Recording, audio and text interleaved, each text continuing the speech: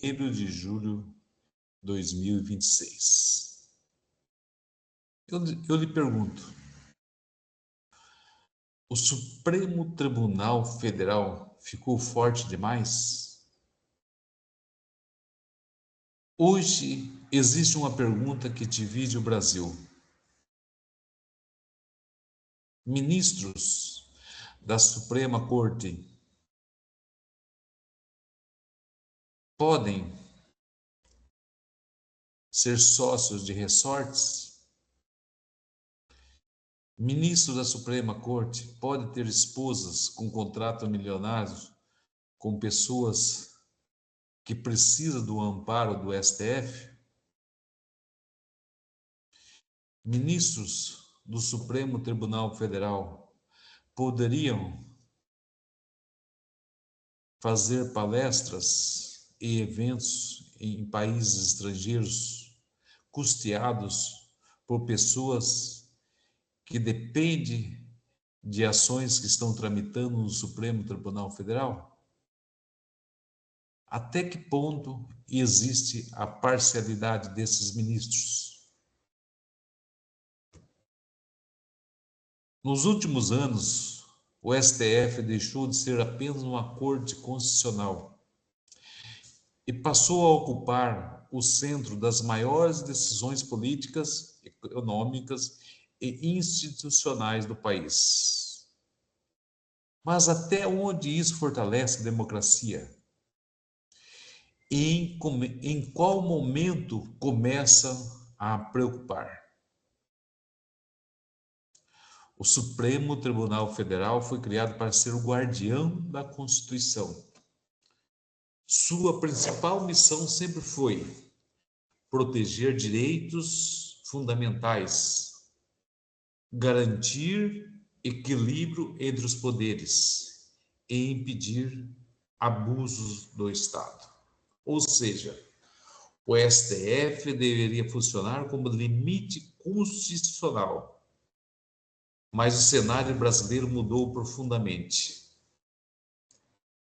Você se lembra, antigamente, havia alguma notícia, participação do STF no mundo político, no cenário político? Era difícil haver algum comentário. E, infelizmente, hoje as pesquisas sobre o STF são sempre negativas. Por que será? Hoje, o Supremo decide eleições, prisões, políticas públicas, redes sociais, investigações, atos do Congresso, atos do Executivo e até debates internacionais. Muitos brasileiros passaram a enxergar o STF como o poder mais influente da República. Por que será? Por que será que isso gera uma grande discussão? Quando o judiciário começa a ocupar espaços cada vez maiores, os outros poderes ficam enfraquecidos. Isto é ativismo judicial. O termo mais usado nesse debate é ativismo judicial. O ativismo acontece quando os tribunais passam a interpretar a Constituição de maneira expansiva, ocupando espaços que normalmente seria do legislativo ou do executivo. Os defensores dizem: o STF apenas age porque os outros poderes falham.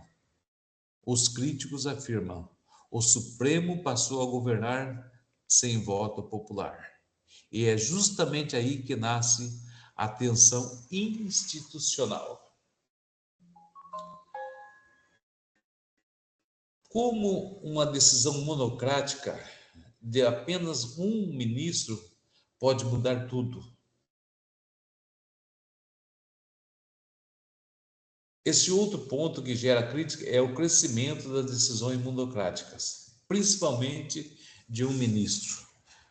Hoje, um único ministro pode suspender leis, bloquear redes sociais, determinar buscas, ordenar prisões e interferir diretamente em temas nacionais. Parte da sociedade pergunta: isso fortalece a proteção constitucional ou concentra poder demais em poucas pessoas? Vemos aí o aumento das prisões em relação ao 8 de janeiro. Exatamente aí que é o controle do STF passou a mais concreta e abusos de poder. Após os atos de 8 de janeiro, o STF ganhou mais protagonismo. O Supremo passou a liderar investigações, medidas cautelares, julgamentos e decisões relacionadas aos atos antidemocráticos. Para muitos brasileiros, isso foi necessário para proteger a democracia. Para outros, abriu-se um precedente perigoso de expansão do poder judicial. E aí, onde fica o debate sobre liberdade de expressão? O debate ficou ainda mais intenso com bloqueios de perfis, investigações sobre redes sociais, decisões envolvendo jornalistas e punições ligadas a manifestações políticas. A grande pergunta passou a ser: onde termina a proteção da democracia e onde começa o risco da restrição excessiva da liberdade? Será que realmente o STF está defendendo a soberania do nosso país? Eu lhe pergunto, será que realmente esses ministros estão defendendo a nossa Constituição? Qual a comparação com outros estados? Nos Estados Unidos, a Suprema Corte também possui enorme poder, mas existe uma diferença importante. A tradição jurídica americana costuma limitar mais fortemente decisões individuais dos ministros. Além disso, sobre liberdade de expressão nos Estados Unidos é extremamente rígido. No Brasil, o STF passou a assumir funções muito mais amplas, especialmente em momentos de crise institucional.